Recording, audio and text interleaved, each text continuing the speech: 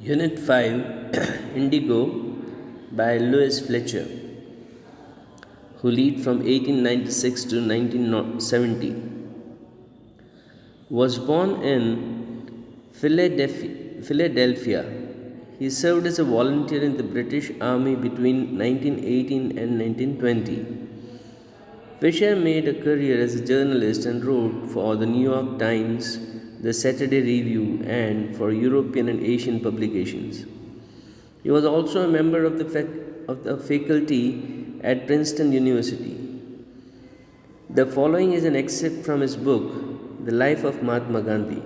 The book has been reviewed as one of the best books ever written on Gandhiji by Times Educational Supplement.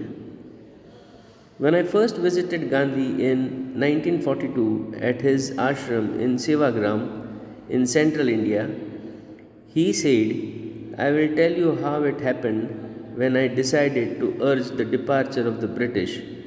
It was in 1917. He had gone to the December 1916 annual convention of the Indian National Congress Party in Lucknow. There were 2,301 delegates and many visitors. During the proceedings, Gandhi recounted, "A peasant came up to me, looking like any other peasant in India, poor and emaciated, and said, 'I am Rajkumar Shukla.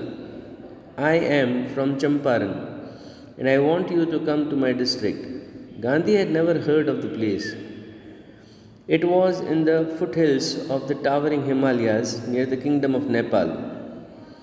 Under an ancient arrangement, the Champaran peasants were sharecroppers.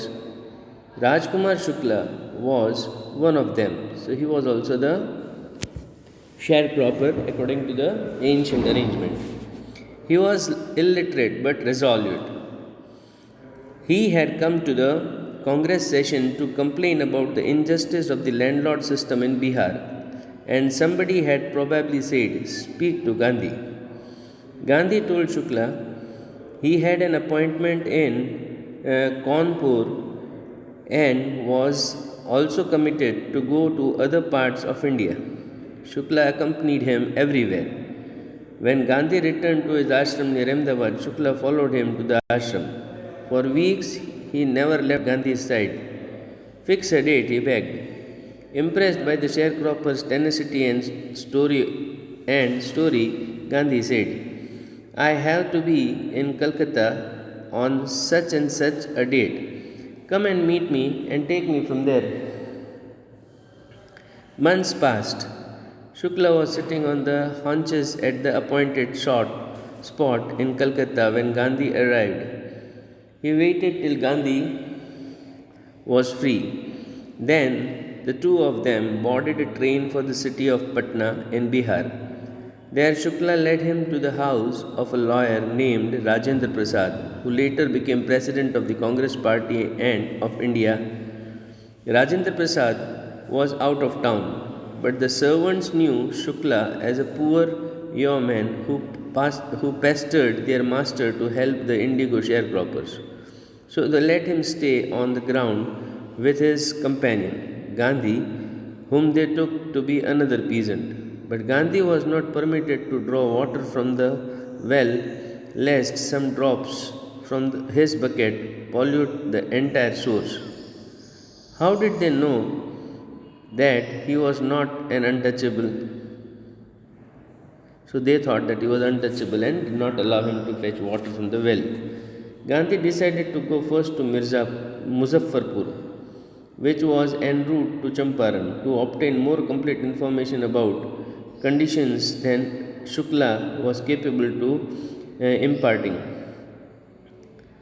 He accordingly sent a telegram to Professor J.B. Kriplani of the Arts College of Muzaffarpur, whom he had seen at Tagore Shantiniketan School. The train arrived at midnight, 15th April 1917. Kriplani was waiting at the station with a large body of students.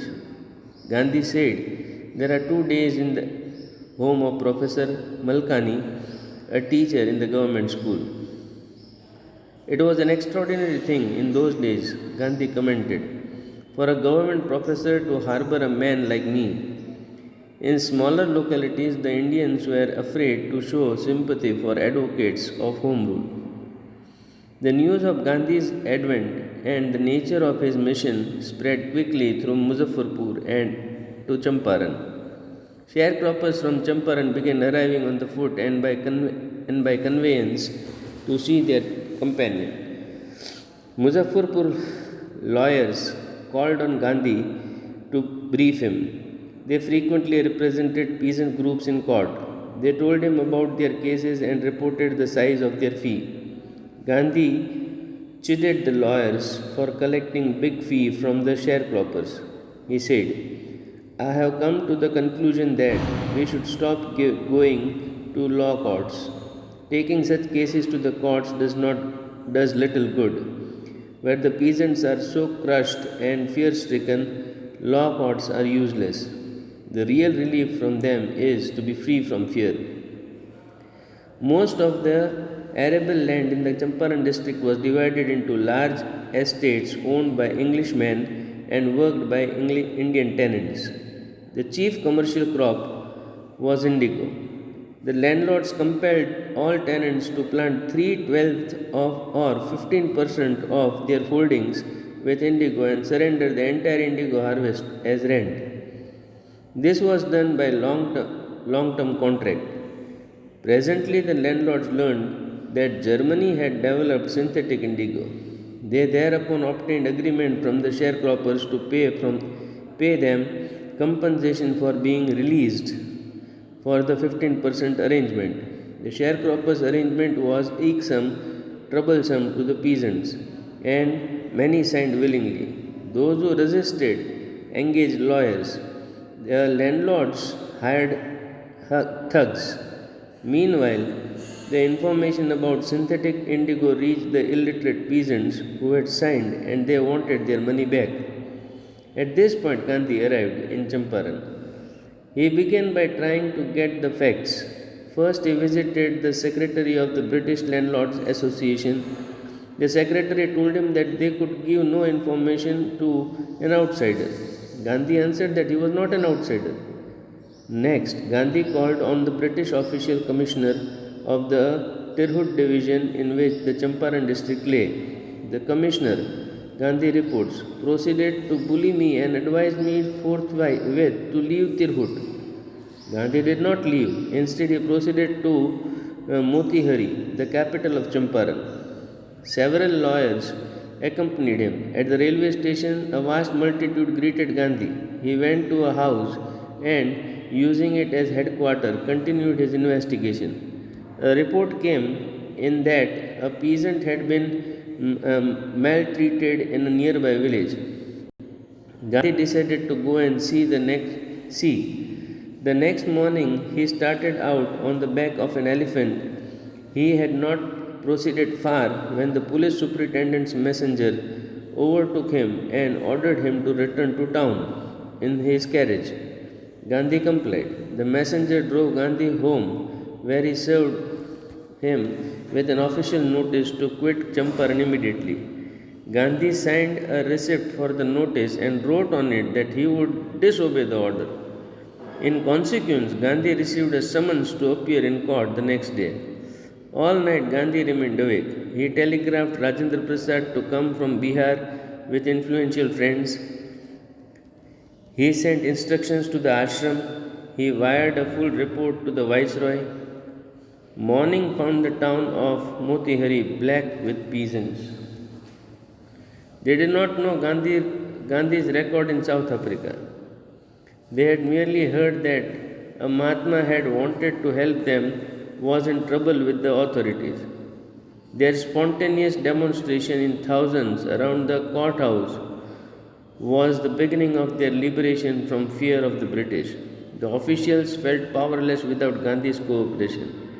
He helped them regulate the crowd. He was polite and friendly. He was giving them concrete proof that their might, hitherto dreaded and unquestioned, could be challenged by Indians. The government was baffled. The the prosecutor requested the judge to postpone the trial. Apparently, the authorities wished to consult their superiors. Gandhi protested against the delay. He read a statement pleading guilty. He was involved. He told the court in a conflict of duties.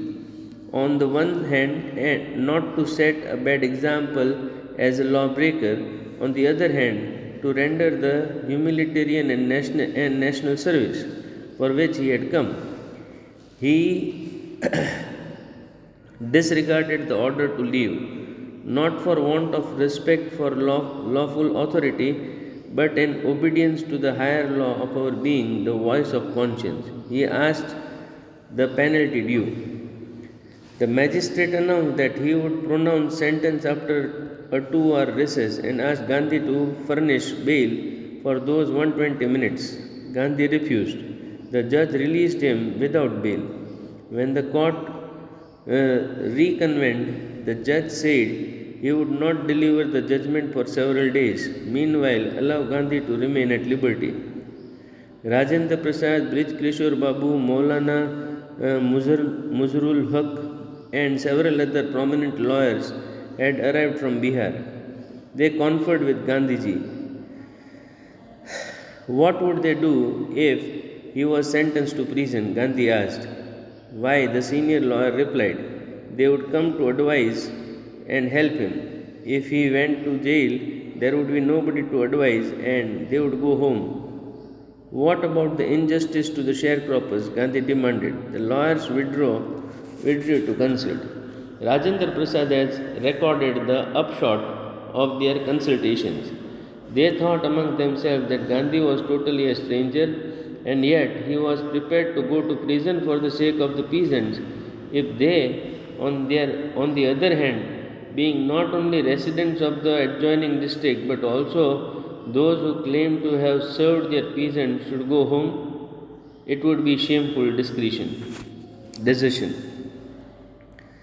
They accordingly went back to Gandhi and told him they were ready to follow him into jail. The battle of Champaran is won, he explained.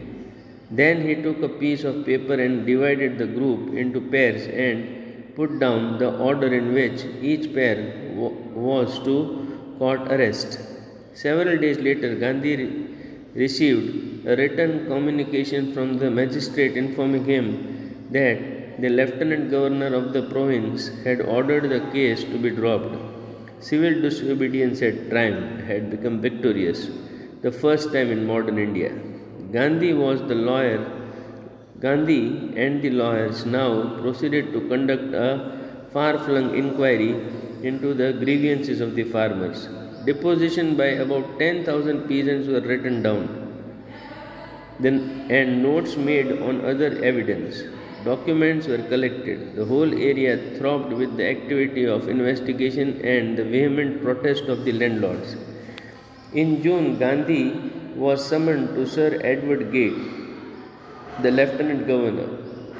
Before he went, he met leading associates and again laid detailed plans for civil disobedience if he should not return. Gandhi had 4 protracted interviews with the lieutenant governor, who, as a result, appointed an official commission of inquiry into the indigo sharecropper situation.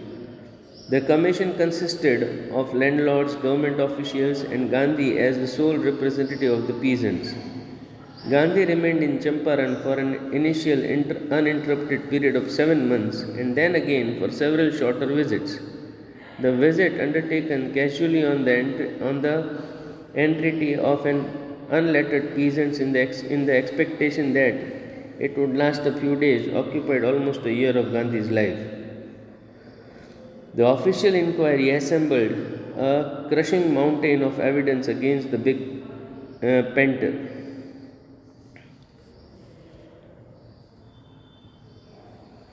And when they saw this, they agreed in principle to make a refund to the peasants. But how much must we pay? They asked Gandhi. They thought he would demand repayment in full of the money which they had illegally and deceitfully extorted from the sharecroppers. He asked only 50%. There he seemed adamant. Writes reserved J.Z. Hogg, a British missionary in Champaran who observed the entire episode at close range. Thinking probably that he would not give way, the representatives of the planters offered a refund to the extent of 25%, and to his amazement, Mr. Gandhi took him at his word, thus breaking the deadlock. This settlement was adopted unanimously by the Commission. Gandhi explained that the amount of the refund was less important than the fact that the landlords had been obliged to surrender part of the money and with it part of their prestige. Therefore, as far as the peasants were concerned, the planters had behaved as landlords above the law. Now the peasant saw that he had right and defenders. He learned courage. Event justified Gandhiji's position. Within a few years, the British planters abandoned their estates, which reverted to the peasants. Indigo sharecropping disappeared.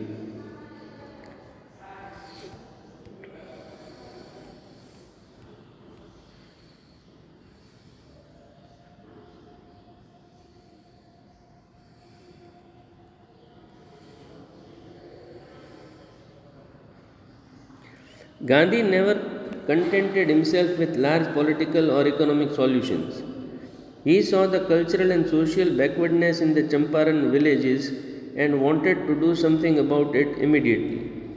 He appealed for teachers, Madhavbhai Desai and Narhari Parikh, two young men who had just joined Gandhi as disciples, and their wives volunteered for the work. Several more came from Bombay, Pune, and other distant parts of the land. Devdas, Gandhi's youngest son, arrived from the ashram, and so did Mrs. Gandhi. Primary schools were opened in 6 villages. Kasturba taught the ashram rules on personal cleanliness and community sanitation. Health conditions were miserable. Gandhi got a doctor to volunteer his services for 6 months. 3 medicines were available: castor oil, quinine, and sulfur ointment. Anybody who showed a coated tongue was given a dose of castor oil. Anybody with malaria fever received quinine plus castor oil. Anybody with skin eruption received ointment plus castor oil. Gandhi noticed the filthy state of women's clothes. He asked Kasturba to talk to them about it. One woman took Kasturba into her hut and said, "Look, there is no box or cupboard here for clothes. The sari I am wearing is the only one I have." During his long stay in Champaran, Gandhi kept a long distance watch on the ashram. He sent regular instructions by mail and asked the financial accounts. Once he wrote to the residents that it was time to fill the old latrine trenches and dig new ones, otherwise the old ones would begin to smell bad. The Champaran episode was a turning point in Gandhi's life. What I did, he explained, was a very ordinary thing. I declared that the British could not order me about in my own country. But Champaran did not begin as an act of defiance. It grew out of an attempt to alleviate the distress of large number of poor peasants. This was the typical Gandhi pattern. His politics were intertwined with the practical day-to-day problems of the millions. His was not a loyalty to abstractions, it was a loyalty to living human beings. In everything Gandhi did, moreover, he tried to mold a few free Indian who could stand on his own feet and thus make India free. Early in the Champaran action, Charles Freer Andrews, the English pacifist who had become the devoted follower of Mahatma Gandhi, came to bid Gandhi farewell before going on the tour of the duty of the Fiji Islands. Gandhi's lawyer's friend thought it would be a good idea for Andrews to stay in Champaran and help them. Andrews was willing if Gandhi agreed, but Gandhi was vehemently opposed. He said, "You think that in this unequal fight it would be helpful if we have an Englishman on our side? This shows the weakness of your heart. The cause is just, and you must rely upon yourself to win the battle. You should not seek a prop in Mr. Andrews because he happens to be an Englishman." He had read our minds correctly, Rajendra Prasad comments, and we had no reply. Gandhi, in this way, taught us a lesson in self-reliance, Indian independence, and help to sharecroppers were all bound together. Go through the lesson and jot down the important points that form the answers. Thank you.